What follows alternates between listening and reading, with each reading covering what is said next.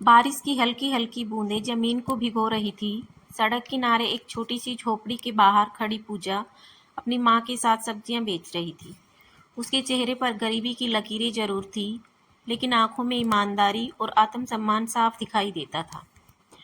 पूजा के पिता रामलाल एक दिहाड़ी मजदूर थे। कई दिनों तक काम मिलता, कई दिनों तक नहीं। घर में 2 वक्त का खाना जुटाना भी मुश्किल हो जाता था। फिर भी उन्होंने अपनी बेटी को हमेशा यही सिखाया था, बेटी, इंसान की पहचान उसके पैसे से नहीं, उसके संस्कार से होती है। उसी शहर में करोड़पति उद्योगपति महेंद्र सिंह का बेटा राघव रहता था।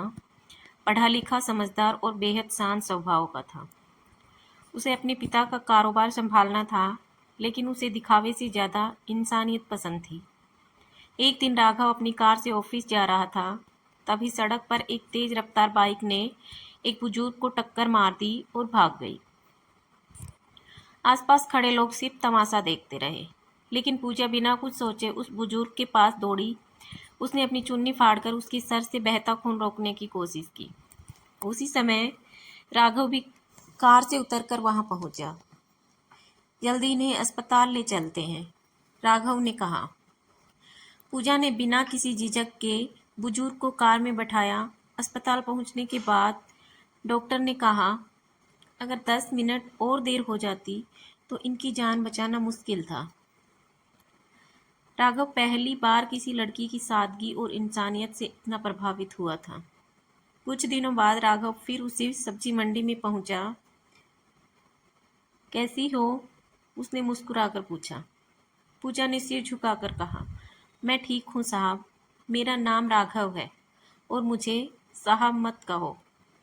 धीरे धीरे दोनों की मुलाकातें बढ़ने लगी। पूजा हर बार दूरी बनाए रखती। उसे पता था कि अमीर और गरीब की दुनिया अलग होती है। एक दिन राघव ने कहा, पूजा, मैं तुमसे शादी करना चाहता हूँ। पूजा चौंक गई। ये मजाक मत कीजिए, आपकी दुनिया अलग है और मेरी अलग। राघव ने जवाब दिया, दिल का कोई अमीर गरीब नहीं होता। कई महीनों बाद राघव अपने माता पिता के सामने पूजा का रिश्ता लेकर पहुंचा। महेंद्र सिंह का चेहरा गुस्से से लाल हो गया।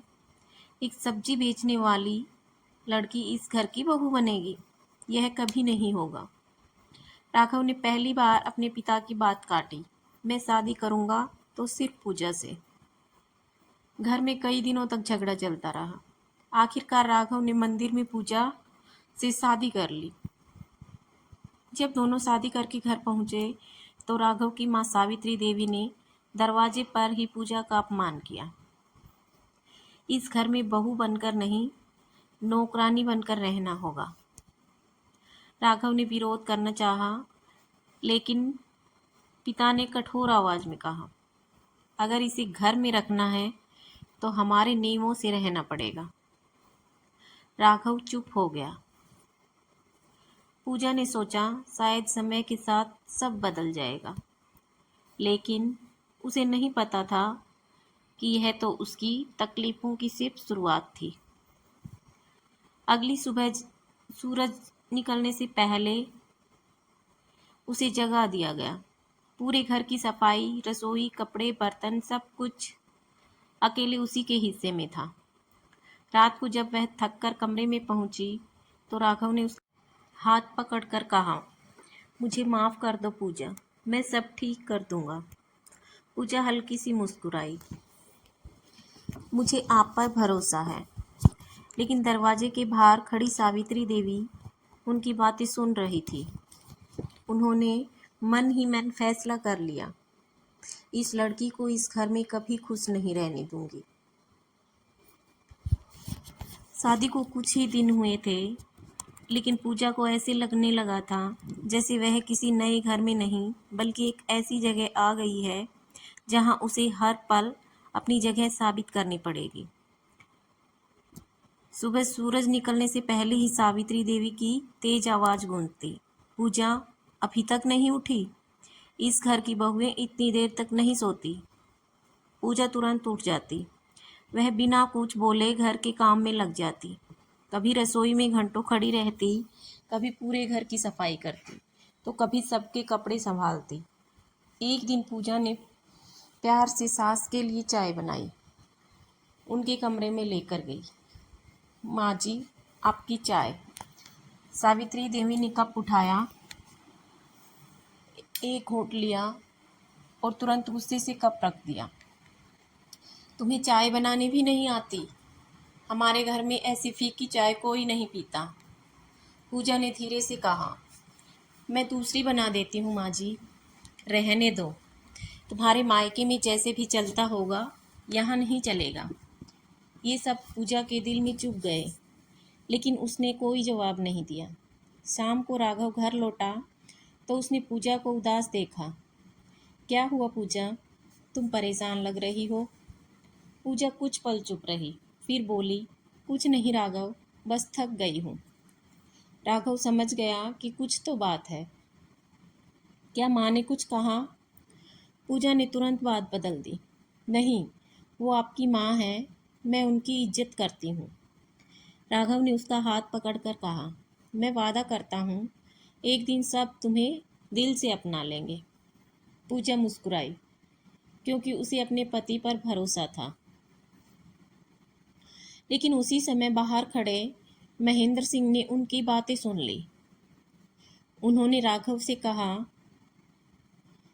तुम अपनी पत्नी के प्यार में अपने परिवार को मत भूल जाना।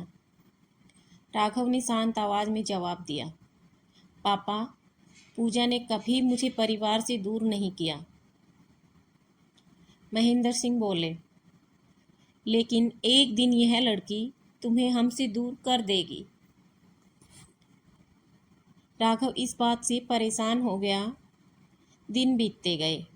पूजा हर कोशिश करती कि सास ससुर का दिल जीत सके। वह त्योहारों पर घर सजाती, सबकी पसंद का खाना बनाती और हमेशा मुस्कुराकर बात करती, लेकिन सावित्री देवी को उसकी कोई अच्छाई दिखाई नहीं देती थी। एक दिन घर में रिश्तेदार आए हुए थे। सबके सामने सावित्री देवी ने कहा, हमारे बेटे ने तो न जाने कैसी लड़की पसंद कर ली। हमारे घर की बहू को तो घर संभालना ही नहीं आता। पूजा की आंखें भर आई, लेकिन उसने मेहमानों के सामने कुछ नहीं कहा। रात को वह अकेले कमरे में रो रही थी। राघव आया और उसे रोता देखकर परेशान हो गया। पूजा, तुमने मुझे बताया क्यों नहीं? पूजा ने आंसू पोंछते हुए कहा, राघव, मैं नहीं चाहती थी कि मेरी वजह से तुम्हारा अपने माता पिता से रिश्ता खराब हो। मैं बस इतना चाहती हूँ कि एक दिन वो मुझे अपनी बेटी की तरह स्वीकार कर ले। राघव ने उसे गले लगा लिया। कुछ महीनों बाद पूजा को पता चला कि वह माँ बनने वाली है। जब उसने राघव को यह खबर दी तो उसकी आंखों में खुशी के आंसू आ गए। पूजा, अब सब बदल जाएगा। हमारे बच्चे के आने से माँ बाप का दिल जरूर बदल जाएगा। राघव ने यह खुशखबरी अपने माता पिता को दी। महेंद्र सिंह और सावित्री देवी ने एक दूसरे की तरफ देखा। उनके चेहरे पर खुशी कम और चिंता ज्यादा थी।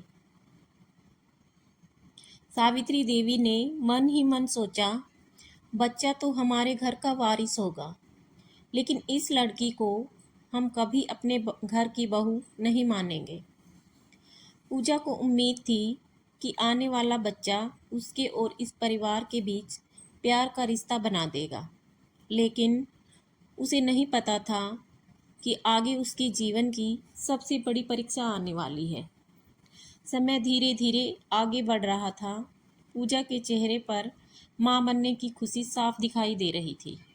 उसे लगता था कि जिस बच्चे का वह इंतजार कर रही है, उसके आने से शायद इस घर में सब कुछ बदल जाएगा।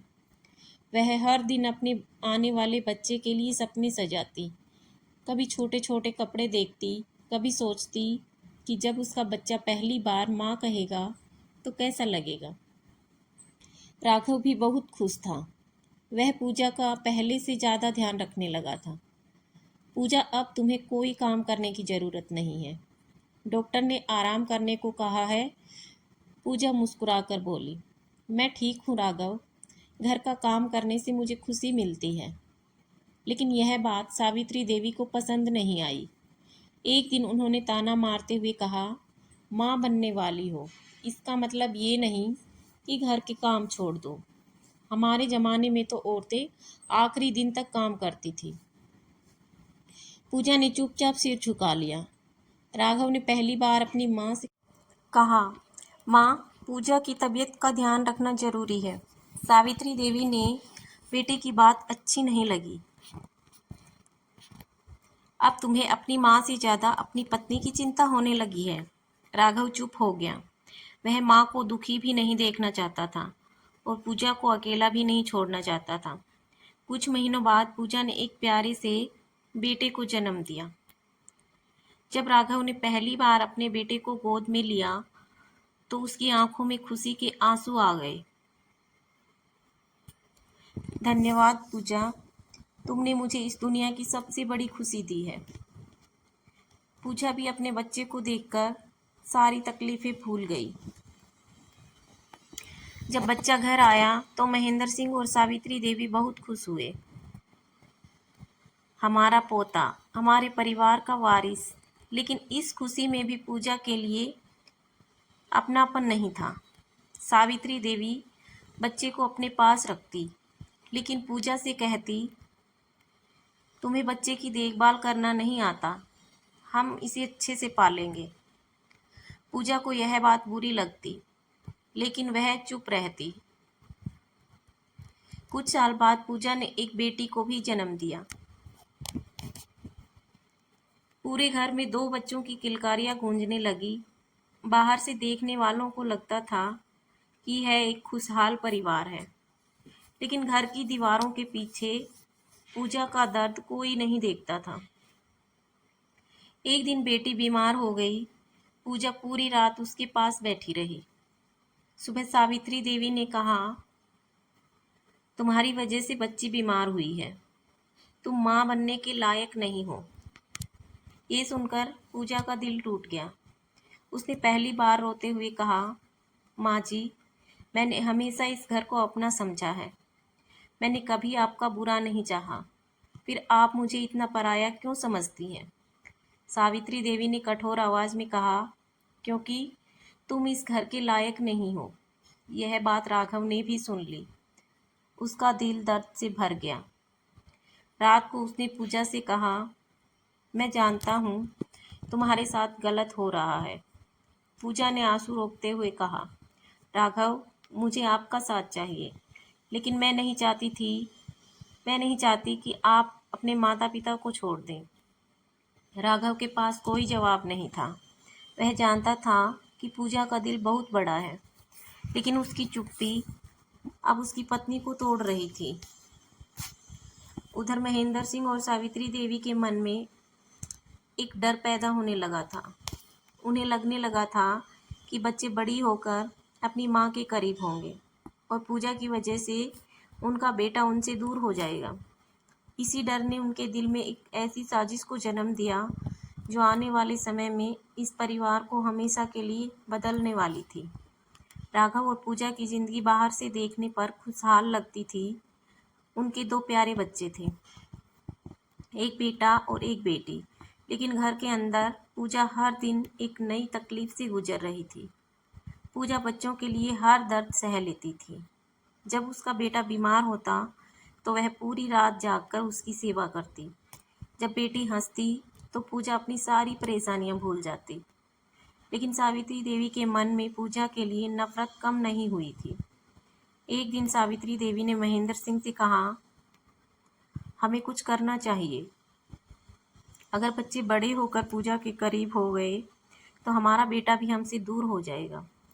महेंद्र सिंह कुछ देर चुप रहे, फिर बोले, लेकिन पूजा ने कभी हमारा नुकसान नहीं किया। सावित्री देवी ने जवाब दिया, आप देख लेना, एक दिन यही लड़की इस घर को तोड़ देगी। धीरे धीरे उन्होंने राघव के मन में भी शक पैदा करना शुरू कर दिया। राघव, तुम्हें पता है, पूजा बच्चों को हमारे खिलाफ कर सकती है। राघव ने हैरानी से कहा, माँ, पूजा ऐसी नहीं है, लेकिन रोज रोज कही गई बातें कभी कभी इंसान के मन में डर पैदा कर देती हैं। एक दिन घर में एक महंगी चीज गायब हो गई। सावित्री देवी ने बिना सोचे पूजा पर आरोप लगा दिया।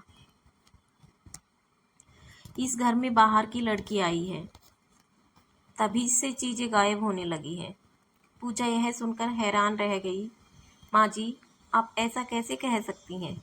मैंने कभी इस घर की किसी चीज को अपना समझकर भी गलत इस्तेमाल नहीं किया। सावित्री देवी ने गुस्से में कहा, गरीबी में पली लड़कियों का भरोसा नहीं किया जा सकता। ये सब सुनकर पूजा की आंखों में आंसू आ गए। उसी समय राघव वहां आ गया। उसने सब कुछ सुना। उसका दिल चाहता था कि वह पूजा का साथ दे, लेकिन सामने उसके माता पिता खड़े थे। कुछ पल की चुप्पी के बाद उसने कहा, माँ, बिना सबूत के किसी पे इल्जाम लगाना ठीक नहीं है। पूजा को लगा कि आज पहली बार राघव ने उसके लिए आवाज उठाई है, लेकिन यह खुशी ज्यादा देर तक नहीं टिक पाई। महेंद्र सिंह ने राघव को अकेले में बुलाकर कहा, अगर तुम हर बार अपनी पत्नी का साथ दोगे तो परिवार टूट जाएगा। राघव परेशान हो गया। उसे समझ नहीं आ रहा था कि वह किसका साथ दे। एक तरफ उसके माता पिता थे, जिन्होंने उसे बचपन से प्यार दिया था, और दूसरी तरफ पूजा थी, जिसने उसके लिए अपना सब कुछ छोड़ दिया था। कुछ दिनों बाद सावित्री देवी ने एक बड़ी चाल चली। उन्होंने पूजा पर ऐसा आरोप लगाया जिससे पूरा घर उसके खिलाफ हो गया। उन्होंने कहा कि पूजा बच्चों को लेकर घर छोड़ने की योजना बना रही है। राघव यह सुनकर टूट गया। उसने पूजा से कहा, क्या तुम सच में ऐसा करने वाली थी? पूजा की आंखों से आंसू बहने लगे। राघव, जिस घर को मैंने अपना सब कुछ माना, उसे छोड़ने के बारे में मैं कैसे सोच सकती हूँ? लेकिन अब हालात बदल चुके थे। महेंद्र सिंह और सावित्री देवी ने फैसला कर लिया था कि पूजा को इस घर से निकालना ही होगा। और इस बार राघव के सामने ऐसा फैसला आने वाला था जो उसकी जिंदगी बदल देगा। उस रात राघव अपने कमरे में बैठा हुआ बहुत परेशान था। उसके मन में कई सवाल चल रहे थे। क्या सच में पूजा ऐसा कर सकती है? क्या वह अपने बच्चों को लेकर इस घर से जाना चाहती है? लेकिन उसका दिल जानता था कि पूजा ऐसी नहीं है। वह जानता था कि जिस लड़की ने इतने सालों तक अपना अपमान सहकर भी उसके माता पिता की सेवा की, वह कभी इस परिवार को तोड़ने के बारे में सोच भी नहीं सकती। अगली सुबह पूजा ने राघव के लिए चाय बनाई। राघव, आप परेशान लग रहे हैं, क्या बात है? राघव कुछ बोल नहीं पाया। उसने बस इतना पूछा, पूजा, अगर कभी तुम्हें इस घर और मेरे बीच चुनाव करना पड़े तो तुम क्या करोगी? पूजा ने हैरानी से उसकी तरफ देखा। राघव, मैं कभी आपको परिवार से अलग नहीं करना चाहूँगी। मैंने हमेशा चाहा है कि आपका परिवार मुझे अपना ले। राघव की आंखें भर आई। लेकिन दूसरी तरफ महेंद्र सिंह और सावित्री देवी अपना फैसला कर चुके थे। उन्होंने पूजा को कमरे में बुलाया। सावित्री देवी ने कठोर आवाज में कहा, अब इस घर में तुम्हारे लिए कोई जगह नहीं है। पूजा के हाथ से पानी का गिलास गिर गया। माँ जी, मैंने क्या गलती की है? महेंद्र सिंह बोले, तुम्हारी वजह से हमारे बेटे का ध्यान परिवार से हट गया है। हमारे घर की शांति खत्म हो गई है। पूजा रोते हुए बोली, मैंने तो हमेशा इस घर को अपना समझा है, अपने माता पिता की तरह आपकी सेवा की है। सावित्री देवी ने मुंह फेर लिया। बहुत हो गया, अब तुम यहाँ नहीं रह सकती। पूजा को सबसे ज्यादा दर्द इस बात का था कि उसके बच्चे उससे दूर किए जा रहे थे। वह अपने बेटे और बेटी को गले लगाकर रोने लगी। माँ तुम्हें बहुत प्यार करती है। कभी मत सोचना कि माँ तुम्हें छोड़कर गई है। बच्चे रोने लगे। मम्मी, आप कहाँ जा रही हो? पूजा के पास कोई जवाब नहीं था। उसने राघव की तरफ देखा। उसकी आंखों में सिर्फ एक उम्मीद थी कि उसका पति उसका हाथ पकड़ लेगा। राघव। लेकिन राघव खामोश खड़ा था। उसके अंदर बहुत बड़ा तूफान चल रहा था। वह पूजा को रोकना चाहता था, लेकिन सामने उसके माता पिता थे। महेंद्र सिंह ने कहा, अगर तुमने इसे रोका तो समझ लेना कि तुमने अपने माता पिता को खो दिया। राघव की आंखों से आंसू निकल आए। वह अपनी पत्नी को जाते हुए देखता रहा। पूजा ने आखिरी बार उस घर को देखा जहां उसने अपने सपने सजाए थे। वह धीरे धीरे दरवाजे से बाहर निकल गई। उसके हाथ खाली थे, लेकिन दिल में अपने बच्चों और पति की याद थी। बारिश में भीगती हुई पूजा सड़क पर चल रही थी। उसे नहीं पता था कि आगे उसकी जिंदगी में क्या लिखा है, लेकिन उसे यह जरूर पता था कि अब उसे अपने पैरों पर खड़ा होना होगा। कुछ महीने बाद पूजा ने एक छोटे से काम से अपनी नई जिंदगी शुरू की। उसने हार नहीं मानी। उसने अपने दर्द को अपनी ताकत बना लिया। वह हर रात अपने बच्चों को याद करके रोती, लेकिन सुबह फिर मुस्कुराकर काम पर निकल जाती। उधर राघव अपने ही घर में खुश नहीं था। बच्चे उसके पास थे, लेकिन घर में माँ की कमी हर पल महसूस होती थी। एक दिन उसकी बेटी ने मासूमियत से पूछा, पापा, मम्मी हमसे मिलने क्यों नहीं आती? राघव के पास कोई जवाब नहीं था। उसकी आंखों के सामने पूजा का चेहरा आ गया। उसे पहली बार महसूस हुआ कि शायद उसने सबसे बड़ी गलती कर दी है, लेकिन अब बहुत देर हो चुकी थी। पूजा की जिंदगी पूरी तरह बदल चुकी थी। जिस घर में उसने बहू बनकर कदम रखा था, उसी घर में उसे खाली हाथ निकाल दिया गया था। लेकिन पूजा ने हार नहीं मानी। हर सुबह वह नई उम्मीद के साथ उठती। उसने एक छोटे से स्कूल में काम करना शुरू कर दिया। बच्चों को पढ़ाते हुए उसे थोड़ी खुशी मिलती, क्योंकि उसे लगता था कि वह किसी की जिंदगी बेहतर बना रही है। फिर भी जब शाम को वह अपने छोटे से कमरे में लौटती, तो अपने बच्चों की याद में उसकी आंखें नम हो जाती। वह बच्चों की पुरानी तस्वीर हाथ में लेकर कहती,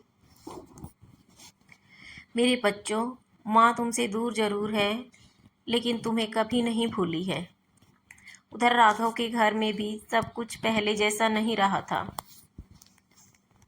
बच्चे अपनी माँ को याद करते थे। बेटा अक्सर चुप रहने लगा था और बेटी हर बार पूछती, पापा, मम्मी कब आएंगी? राघव के पास हर बार कोई जवाब नहीं होता था। एक रात उसने पूजा की पुरानी तस्वीर देखी और उसकी आंखों से आंसू निकल आए। पूजा, मुझे तुम्हारे साथ खड़ा होना चाहिए था। मैंने तुम्हें अकेला छोड़ दिया। लेकिन अब उसके पास सिर्फ पछतावा था। समय बीतता गया। एक दिन पूजा की मुलाकात आदित्य से हुई। आदित्य उस स्कूल में बच्चों के लिए किताबें और ज़रूरत का सामान देने आया था। उसने पूजा को बच्चों की मदद करते देखा।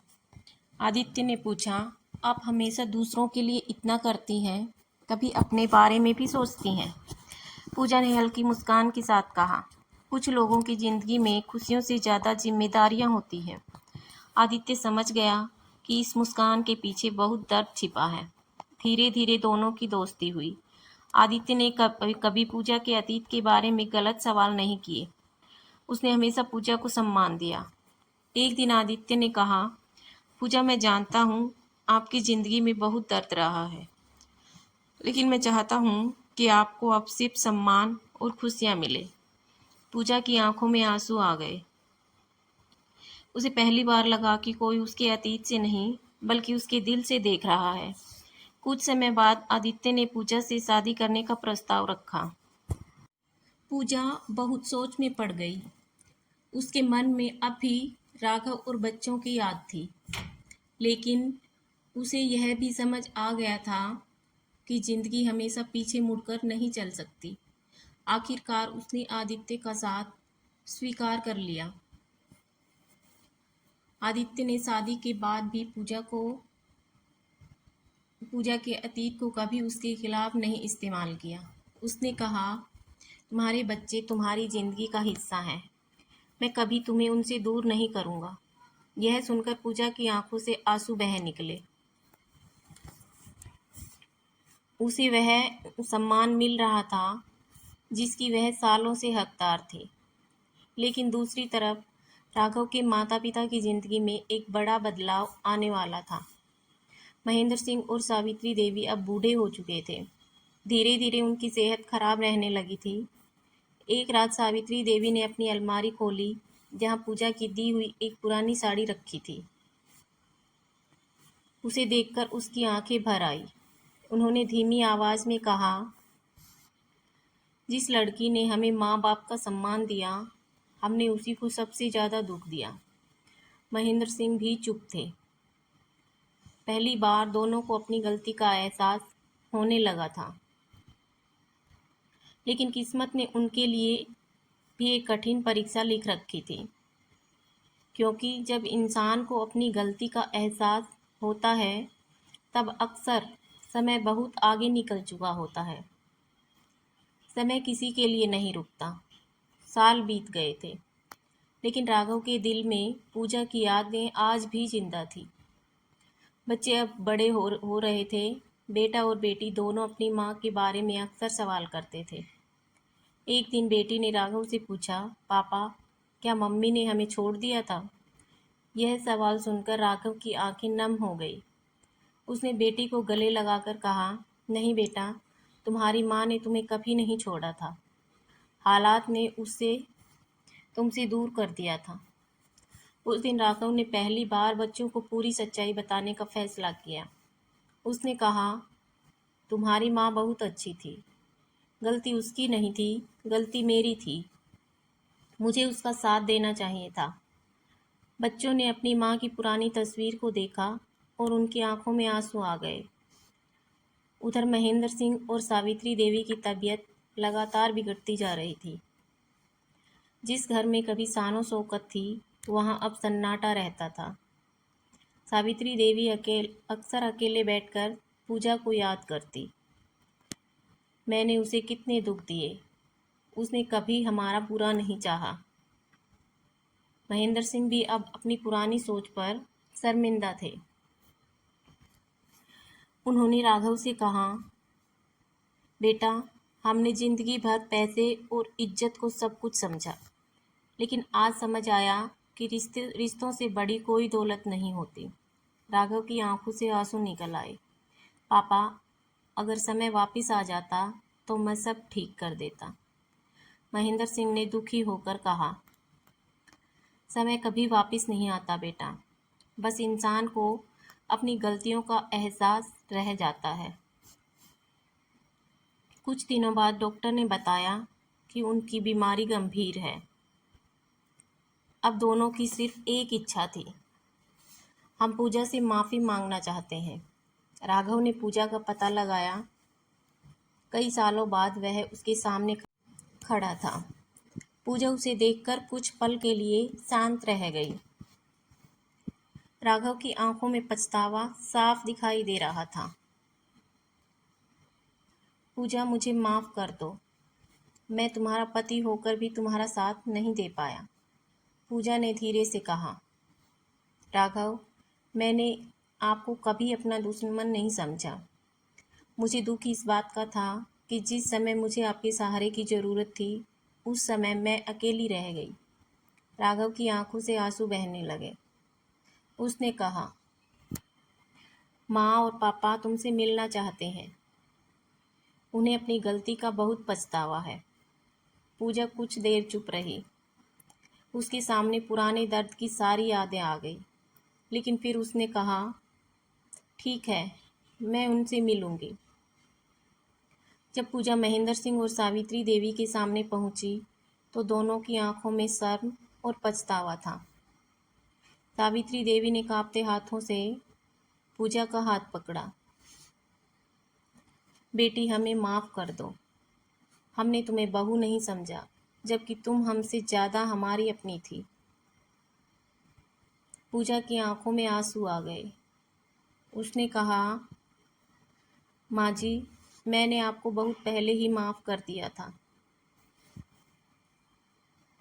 दोनों की आंखों से आंसू बहने लगे, लेकिन तभी डॉक्टर ने आकर कहा कि उनकी हालत बहुत नाजुक है। अब उनके पास बहुत कम समय बचा था। उन्होंने आखिरी बार पूजा से कहा, काश हमने तुम्हें पहले समझ लिया होता। पूजा बस उन्हें देखती रही, क्योंकि कुछ पछतावे ऐसे होते हैं जिन्हें माफ़ी तो मिल जाती है, लेकिन खोया हुआ समय वापस नहीं आता। अस्पताल के कमरे में से एक अजीब सी खामोशी थी। महेंद्र सिंह और सावित्री देवी बिस्तर पर लेटे हुए थे। कभी जिस घर में उनकी आवाज़ सबसे ऊंची होती थी, आज वही आवाज़ कमज़ोर पड़ चुकी थी। उनकी आंखों के सामने बार बार पूजा का चेहरा आ रहा था। वही पूजा जिसने उन्होंने कभी गरीब समझकर ठुकरा दिया था। वही पूजा जिसने बिना किसी शिकायत के उनके घर को अपना घर माना था। सावित्री देवी ने कांपती आवाज़ में कहा, पूजा बेटी, हमें माफ़ कर देना। हमने तुम्हारे साथ बहुत अन्याय किया। तुमने हमेशा हमें माता पिता का सम्मान दिया, लेकिन हम तुम्हें कभी बेटी का प्यार नहीं दे पाए। पूजा की आंखों में आंसू थे। उसने उनका हाथ पकड़कर कहा, माँ जी, बीती हुई बातों को याद करके खुद को दुख मत दीजिए। मैंने आपको दिल से माफ़ कर दिया है। महेंद्र सिंह रोते हुए बोले, हमने ज़िंदगी भर दौलत कमाई, लेकिन रिश्तों की कीमत नहीं समझी। आज हमारे पास सब कुछ है, फिर भी लगता है कि हम सबसे गरीब हैं। राघव यह सुनकर अंदर से टूट गया। उसने अपनी सबसे बड़ी गलती याद आ रही थी। वह चाहता तो उस समय पूजा का हाथ पकड़ सकता था। वह चाहता तो अपने माता पिता को समझा सकता था, लेकिन उसकी चुप्पी ने पूजा को अकेला कर दिया था। कुछ दिनों बाद महेंद्र सिंह और सावित्री देवी इस दुनिया से चले गए। उनकी आखिरी इच्छा यह थी कि उनका परिवार फिर से एक दूसरे के करीब आए। राघव ने अपने बच्चों को पूजा से मिलवाया। जैसे ही बच्चों ने अपनी माँ को देखा, वे दौड़कर उससे लिपट गए। माँ, हमें माफ़ कर दो। हमें लगा था कि आप हमें छोड़कर चली गई थी। पूजा बच्चों को सीने से लगाकर रो पड़ी। माँ अपने बच्चों को कभी नहीं छोड़ती। वह पल बहुत भावुक था। राघव दूर खड़ा सब देख रहा था। उसकी आंखों में खुशी भी थी और पछतावा भी। कुछ देर बाद उसने पूजा से कहा, मैंने तुम्हें खो दिया पूजा। अगर उस समय मैं तुम्हारे लिए खड़ा होता तो शायद हमारी ज़िंदगी अलग होती। पूजा ने शांत स्वर में कहा, राघव, ज़िंदगी में कुछ रिश्ते हमें बहुत कुछ सिखाने के लिए आते हैं। मैंने दर्द से सीखा कि सम्मान कितना ज़रूरी होता है। राघव ने सिर झुका लिया। क्या तुम मुझे कभी माफ़ कर पाओगी? पूजा ने कहा, मैंने आपको बहुत पहले माफ़ कर दिया था, लेकिन ज़िंदगी आगे बढ़ चुकी है। राघव समझ गया कि कुछ गलतियों की सज़ा यही होती है कि इंसान को अपनी यादों के साथ जीना पड़ता है। पूजा अपनी नई ज़िंदगी में आदित्य के साथ खुश थी। आदित्य ने हमेशा उसका सम्मान किया और उसके बच्चों को भी अपना प्यार दिया। राघव ने भी अपने जीवन से एक बड़ी सीख ली। उसने अपने बच्चों को सिखाया, किसी इंसान की कीमत उसके पैसे या परिवार से नहीं होती। असली पहचान उसके व्यवहार और दिल से होती है। समय बीतता गया। पूजा ने कभी अपने पुराने दर्द को अपनी कमजोरी नहीं बनने दिया। उसने उसे अपनी ताकत बनाया। और राघव ने सीखा कि प्यार सिर्फ महसूस करना काफ़ी नहीं होता। कभी कभी सही समय पर उसके लिए खड़ा होना भी ज़रूरी होता है।